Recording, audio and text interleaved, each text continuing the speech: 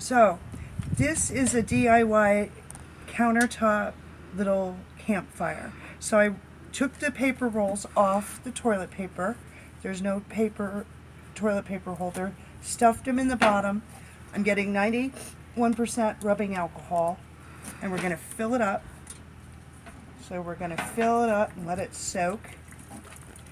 And once you're done, you can put the lid back on it, and this will store for years. If you ever want to put it in your camping box for emergencies, and then you're just going to light it up. And hopefully it doesn't explode or anything like that. So we're going to light a match and see what happens. It's all soaked up, as you can see. And see what happens.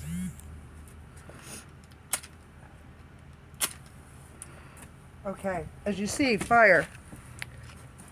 And this will burn for hours like this. So, how cute is that?